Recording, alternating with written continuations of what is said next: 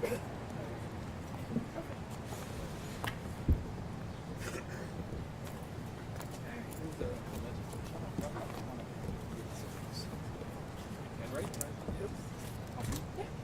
right, so good afternoon. Thank you for coming. Today I am announcing a resolution, but not just a resolution, something that goes a little bit further. A resolution that is going to create the Office of Gun Violence and Prevention in the City of Buffalo, which I am hoping to become a local law. I've been working with the White House for over 2 years now, a little over 2 years, and I have been very close with them talking about the need for gun reform and gun legislation and services and resources and things for the east side of Buffalo. And last September, they started the Office of Gun Violence and Prevention, which is now a part of the administration of the White House. And they started that office because of what happened on 5/14. And they started that office because the people who are now running that office was here on the ground on 5/14. And they saw the chaos. And they saw what happened after, which was there were no resources. There was no one to call. Only person we could call was police and fire, right? And ambulances, right? There was no response to the trauma of 5/14 or to gun violence, period. And so that office was then created. And that office now functions as a FEMA response to gun violence. When there are mass shootings that happen in our country now, that office responds. They have people on the ground in those communities to help them navigate those spaces, whether it be resources for counseling or whatever it is. Whatever people need, they can get access to it, and our government has taken the lead on that. The city of Buffalo obviously played a major role in that office, but we have not stood up to that challenge ourselves, even though 5/14 happened here. And so I've taken it upon myself to make sure that the city of Buffalo follows in those footsteps. We have to protect our community, right? Not just from mass shootings. We have to protect our community from everyday shootings. This past weekend, 5 people were shot. The week before that, we lost a 3-year-old. 2 weeks before that, we lost a 14-year-old. On the July 4th holiday, I was alerted by my neighbors that someone was walking down my street with a gun. And the police came and they arrested somebody who had a gun on my street. So yes, we need the Office of Gun Violence and Prevention in the city of Buffalo. It is time. I am tired. I'm exhausted. I'm tired of hearing people talk about gun violence. I'm tired of it. I really am just tired of it. You can't say it enough. Our community deserves better, and it has to start in government. We're elected to be the leaders, so we have to lead. And if we're not leading, we shouldn't be sitting in these seats. And so I'm just happy that I have partners behind me and with me on this. And so I am going to give all of them a moment to speak, because everyone standing behind me works in these spaces. Everyone behind me has held a mother who has lost a child, right? And it's deeper than just losing someone, because when someone is shot, it's a ripple effect, right? Everyone is affected when someone is shot. And so these people standing behind me have their own stories to tell. I'm only giving them 1 minute to tell those stories, but I want them to just speak to you about the importance of this resolution and this local law. So I'll just let y'all roll in. Come on, Council President, you can start. Thank you, Councilwoman. Thank you, everyone, for being here this afternoon. While it's an honor for me to stand up here with my colleagues in government and partners throughout our community, I really wish we didn't have to be standing up here. We shouldn't have to be standing up here doing this. But unfortunately, we live in a community that is too frequently marred by gun violence, senseless gun violence, and something has to be done. As the Councilwoman mentioned, she's tired of hearing about this, tired of dealing with this, and I couldn't tell you how much I feel the same way. I'm just so sick and tired of hearing about it. I'm angry about the constant senseless gun violence we talk about. I want to thank and commend Councilwoman Everhart for taking the traumatic experience in her life and in the life of her son and using that as a catalyst for change, which is what she's doing. And there's a saying that I have on my desk, and I heard somewhere along the way, and it's use the difficulty.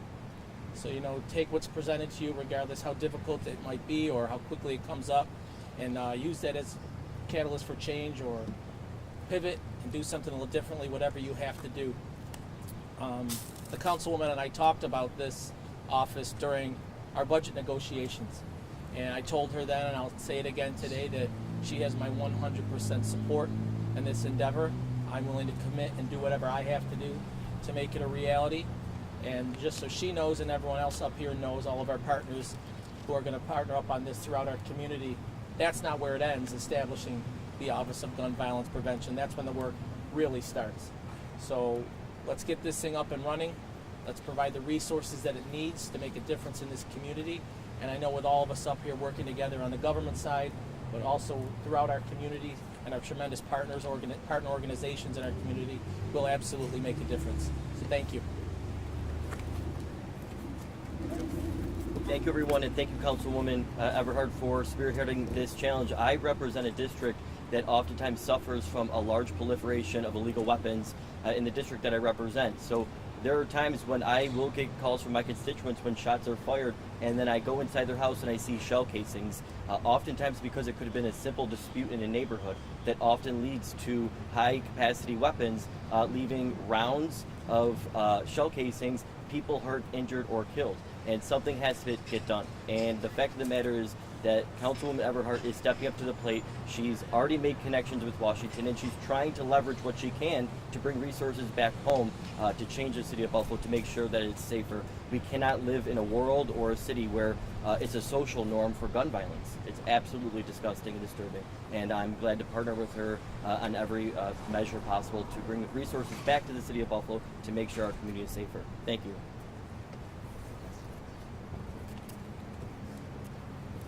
So we have in our communities and communities like this across this country a gun demic, and there are conditions that are contributing to the violence in here. So we are going to have violence. It is not going to be legislated away. It cannot be policed away.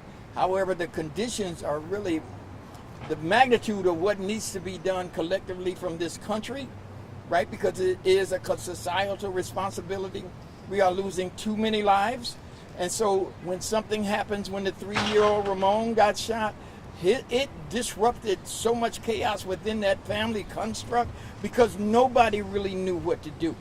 And the organizations like my organization and other organizations that are on the front line with addressing this stuff, we don't have the resources to take care of some of the problems that erupt from somebody getting their life lost, or their loved one losing their life. We need an office dedicated to this. So we strongly support having this office located here in the city of Buffalo. Somebody has to lean into the magnificent number of problems that is created, because it's not just the loss that they're suffering with, it's how to deal with it after. Who's going to do the funeral? How are they going to have the money? Most of our young people that are getting shot, none of them have insurance. None of them. And so we have to have an office dedicated to resolving that problem, and we strongly support what's going on here today.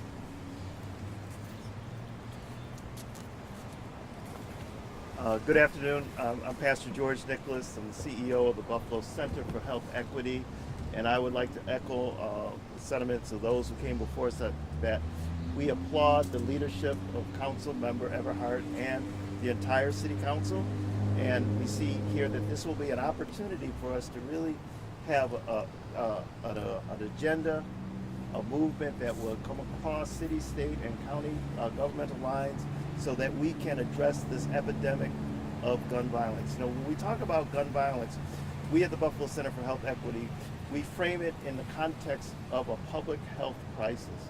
This is so important because it takes the onus of it only being seen as a criminal justice issue. But this is a public health issue because it costs about 50,000 lives every year in this country. People are dying of gun violence. And it's not just homicide. The presence of a gun will escalate domestic violence situations to to a fatal place. A lot of women that are killed by guns in the midst of a domestic violence situation.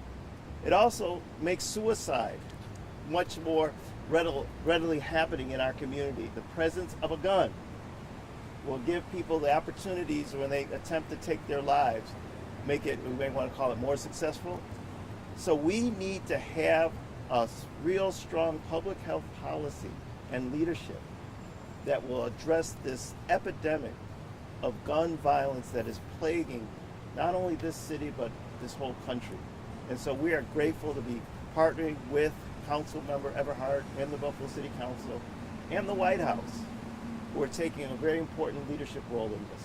Thank you. Many times we come here and we talk to the media, to our community about gun violence. Our role in this matter is to talk to our youth and tell them there's ways out of this. Right now, summer youth program just started through the help of the County Council, City of Buffalo, and so now we're in another phase of trying to educate our youth not to pick up a gun.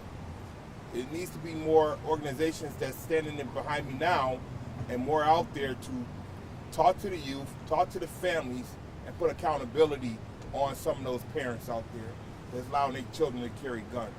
And let's go back to the TR amendment. Well, guns coming across from state lines into our community and affecting our community. We have to be tougher on gun laws, and that's how it's going to work. I thank the Common Council member from the Maston District for her effort that she's doing. With too many guns on our street, kids can get a gun just as quick as going to the store to pick up a soda. We have to stop that in our community. So I think we can do that with this task force and what we have connections in DC that we can move forward. Thank you. Gun violence doesn't have a socioeconomic background. It affects us all.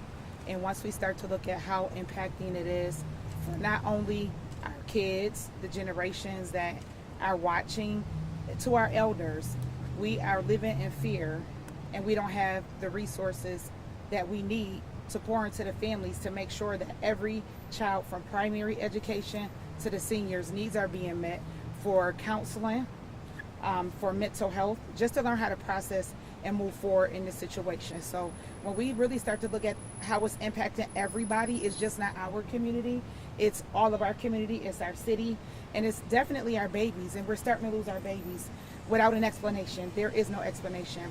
So I honor Council Member Everhart for her efforts to make sure that this initiative is done in solidarity. Thank you. Good afternoon. My name is Minister Billy Webster. I'm the president of Mothers Against Violence. I'm also the leader of SET. SET is a street engagement team, which you guys will start to see starting this next week. We'll be in the communities also.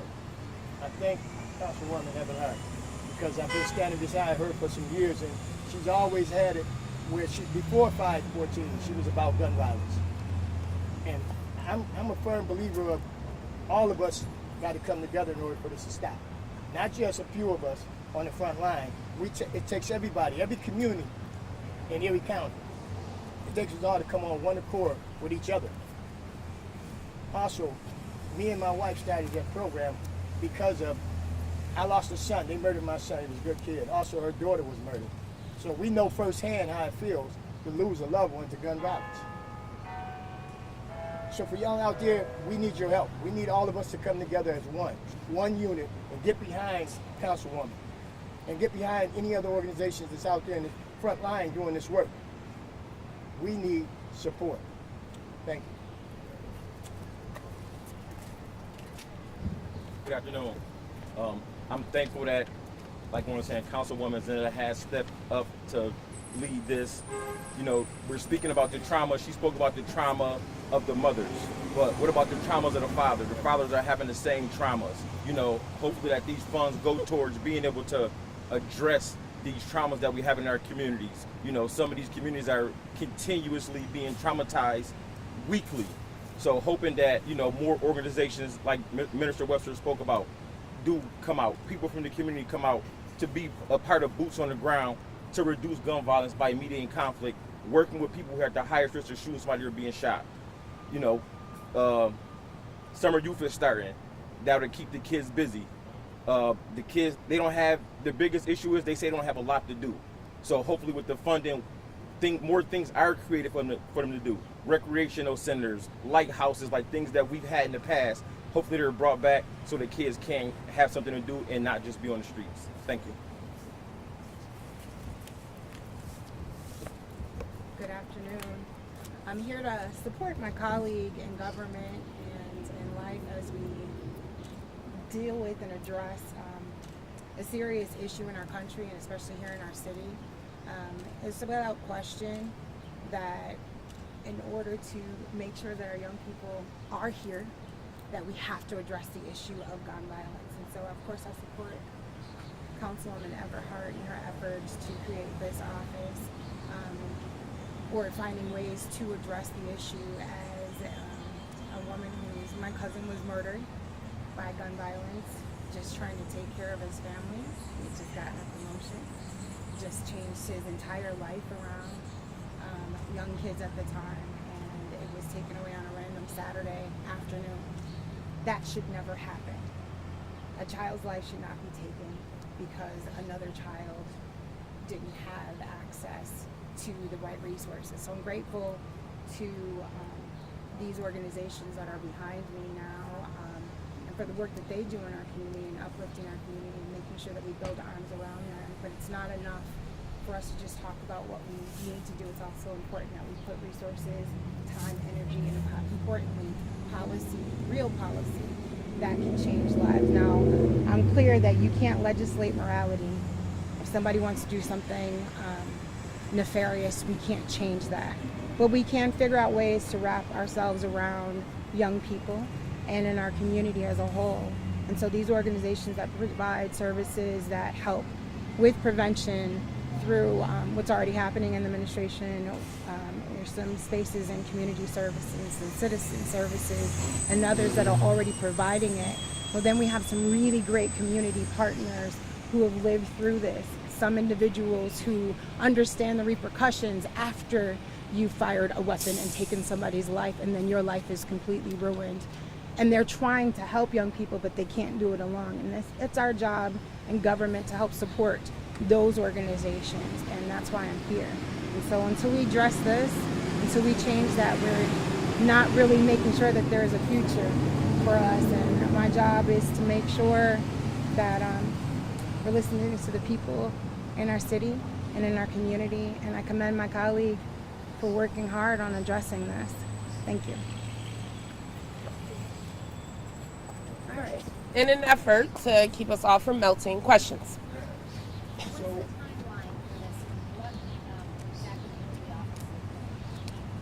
Well, the office will look like exactly what we see in the White House, right? There will be people working there on gun violence issues, but they will be there to support these community organizations, making sure that they have access to different types of trainings that people need in the community. But there will also be programming, right? We need community programming around gun violence. We need to have these conversations out in our neighborhoods, out in our communities. They will also be responsible for writing grants, right? There are millions and millions of dollars right now available to organizations that can help, they can use that money to help them in gun violence prevention in their neighborhoods and in their communities. So we need someone writing those grants to get those federal dollars. They're not going to just sit there forever, right? And so time is of the essence. We need that money. Buffalo needs that money more than any other community in the country. And so we have to get access to that funding. And so that's just a snippet of what they'll do, but they'll be there to make sure that when someone is involved in a shooting, right? Someone dies or they survive, whatever it may be, that office will be able to be there to help them get counselors, right? They will be able to connect them with the resources in the neighborhood that they need. That's exactly how the office in the White House operates, and that's exactly how this office will operate. Well, the timeline for me, I put into the resolution December 31st, but it does, obviously, it's council, so we have to, it has to age and all of that, but my hope is that I will have unanimous support from my colleagues and that we'll pass this and we'll get it moving quicker. What's your response to people who might view this as more money, another office, another branch of government. You already have numerous law enforcement agencies, from federal, county, to the state, to local. Yeah. What difference would this make? Well, this wouldn't be a law enforcement agency, right? Again, I believe it was Pastor Giles who spoke about, gun violence isn't always criminal justice issue, right? We can't just put it on the backs of law enforcement. We have to make it a social issue because it is a social issue, right? It's a health issue. This office is going to perform not with police officers.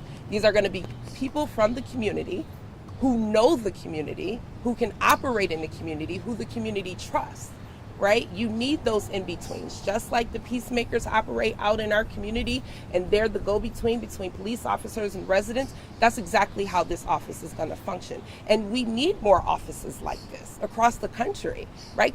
Offices like this are already established across the country because of what happened on 514. We don't have one, which is ridiculous in itself, right? So this isn't about law enforcement. This office is about making sure that if someone is shot on the street, their mother can get counseling. So she's not stressed out and not sleeping in the middle of the night. I know what that feels like, right? So that's what this office is for. And how would it be funded? This office will be funded from the federal government. There are dollars today, right now, that the city of Buffalo can apply for to fund these things. Not only can we apply for those funding to fund this office, but we can use that money to fund these organizations. So there is money available through the federal government. What are the next steps to make this happen, to make this a local? Well, it has to go through the Common Council, and then we're going to work with our corporation council to create the language for the local law, and then hopefully the administration follows through. Is there anything in particular you need from the administration, from the executive branch? I need them to make it happen. Simple. It's simple. What will staffing look like aside from community leaders on the ground here? Who else will be in the office? In the office, for me, I think that, a lot of times we like to just hire somebody, right? When we talk about like DEI, right? We like to just throw somebody, DEI person. But for me, I think that we need to look at somebody with a track record, right? This can't just be somebody who needed a job one day. This needs to be someone who understands gun violence, understands research, understands legislation, understands grant writing, right? Is able to work through networks, work with people behind me. So it's going to take a different type of person. It can't just be someone who's looking for a job. So there will be a search process. Oh, yes. Okay. And when will that begin? Once it's established. Do you expect this to come to the floor tomorrow? I know it said that in No. Are you working with the state at all? I know you're working with the White House. Of course. Okay. Yes. To what degree? Just for support. Just support. And also, we work with the state, obviously, right? I come from a state office, so they know all about this. I've sent this far and wide, so everyone knows what I'm doing. I've also reached out to national partners who work in the gun violence space, so they are prepared to come and meet with us and talk about best practices. And, I've been on the phone all weekend talking to the Everytowns and Newtown and March for Our Lives and the New Yorkers Against Gun Violence, so they're all ready to come to the table and help us get this office up and running. Where would the office be located? Right in this building behind me. Just one more question. Yeah. How is your son and how are you doing? I know the last time you came by, Yeah, Zaire is doing well, He's doing really well, actually. He's actually back at work at Tops 2 days a week, part-time, but he's working another full-time job, so he's busy. But he's Zaire. That's the best way I can say it. The kid is resilient. He's just like, his full-time job right now is actually helping organizations in the community figure out how to get access to funding. That's what he's doing with his life right now, which is amazing. And I'm so proud of him. And, physically he's doing well. Of course, he's still in counseling. He knows mom doesn't play about that, but he's doing really well. So thank you for asking.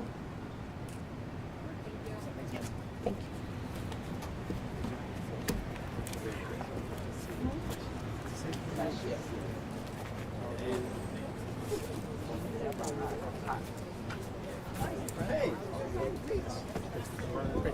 Thank you.